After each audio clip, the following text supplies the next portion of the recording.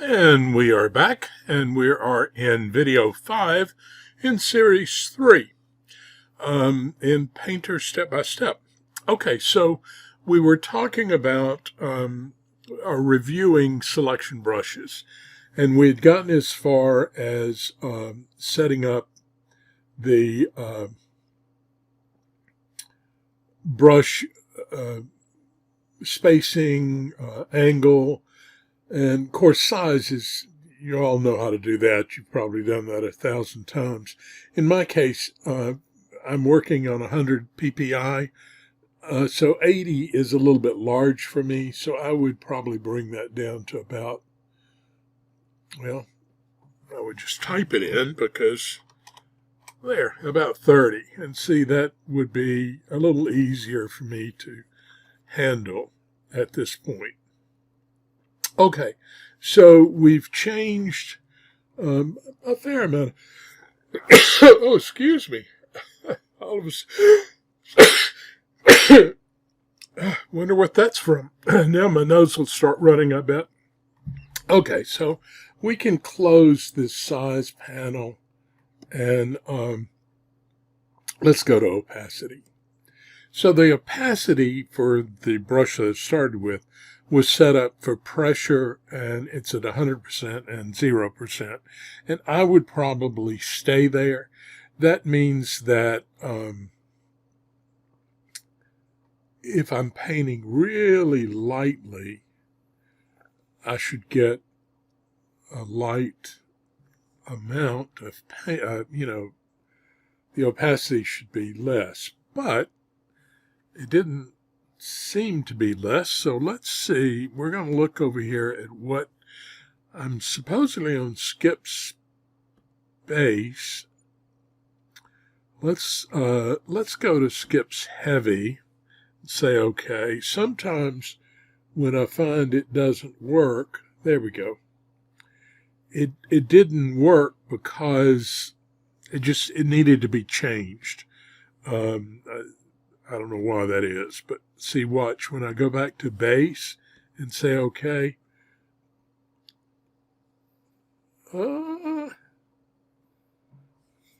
I've got a little bit, but it seems like my tracking is not very good. Let's try this again. All right, so if I do that, all right, that's more my base. I would change that. Let's call this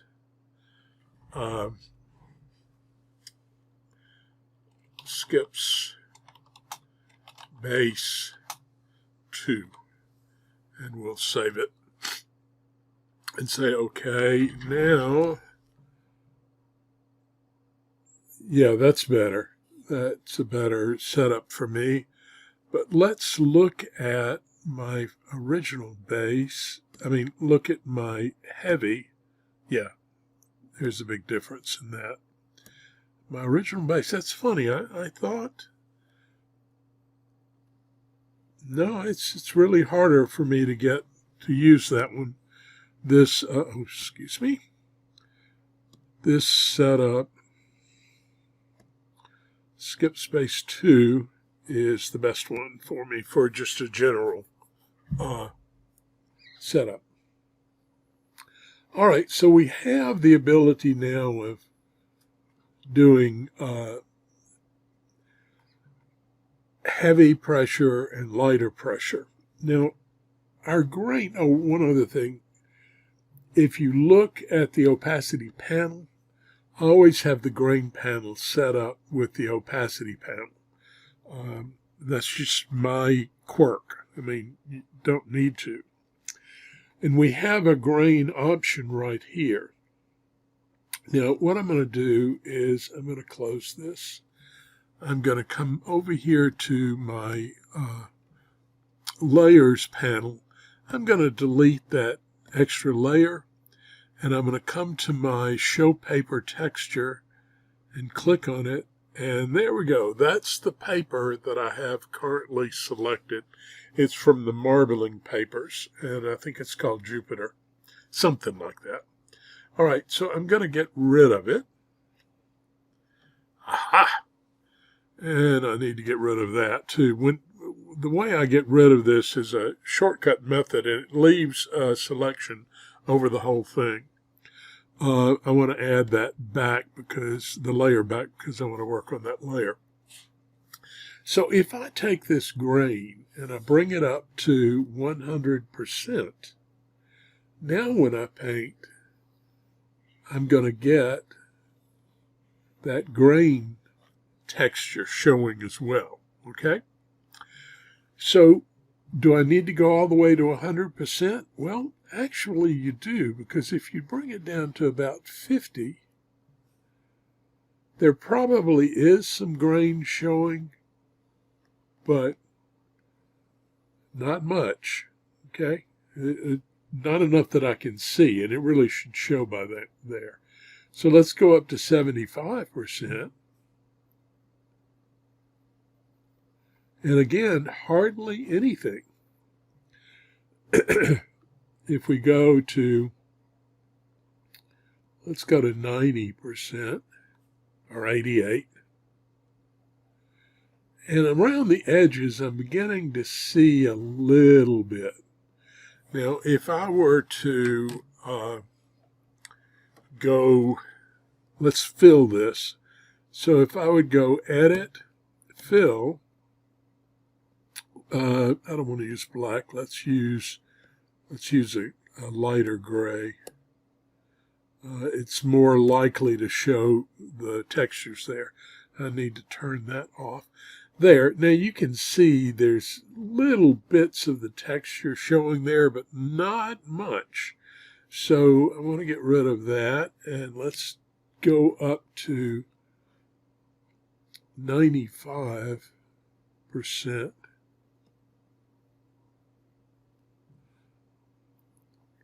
So I would say from 90 to 95%, and now let's take it to 100%. And we will Edit, Fill, take it back to that gray color, and say OK. And now you can, I'm going to get rid of the selection. And now you can see that at 95 I get a little bit, at 100% I get a lot more. So you just have to play with the sliders to see what you need in order to pull in grain, okay? Let's see what else is up here. We've looked at view, we've looked at mode. Let's look at select. All right, so select is just image select. What are my other options?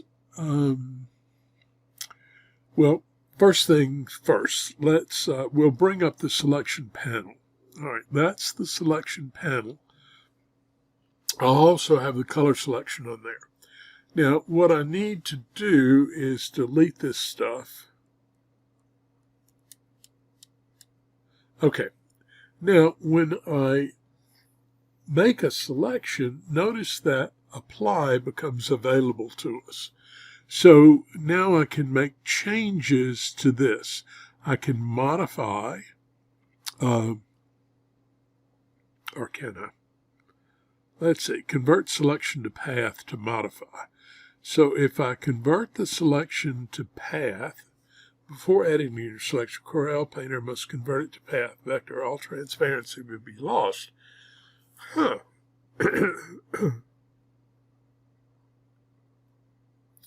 Is that what happens with it?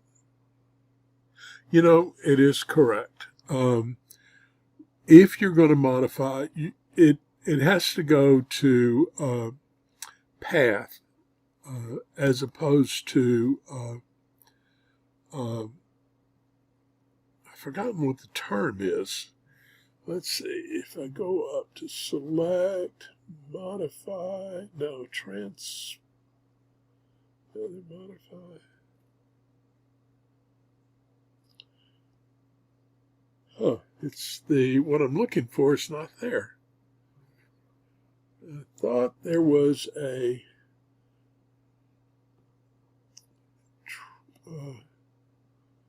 select transfer.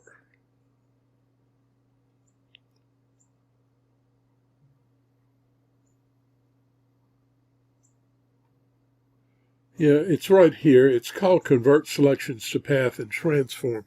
That's different than what it used to be. It used to be just convert or just transform. And I guess they've added this. I don't know if it was in 22 or not. I just hadn't noticed it. But it is set up as Convert Selection to Path and Transform, which is more, it tells you more about what's going on. So let's click on that. And we'll say, okay. And so now it has made, if there were any variations in opacity inside the selection, those are no longer there. It would just be black and white. See, if I go now and fill, edit fill with black, let's say it's just going to be black and white, okay, if you're making these modifications. Okay, so now I can click on one of these things and make it use whatever is here. So like if I click on that one, I can say I want to expand the selection by 10 pixels. Let's make it 50 so you can really see what happens. See how it expanded it out? So now if I go edit fill, I'm going to get a much different look. Now, by going out to 50, it's like they overlap and it's too far. It makes it into a mess, but I just wanted to show you what actually happens. Now let's take that back and we'll do this again. And instead of 50, we'll just do the 10 that was suggested at first. And you see it just expands it out 10 from the edges. But all of those little inside parts are also being affected. So if you've got a lot of texture and stuff, this expanding wouldn't be all that great. In this case, I could make it smaller.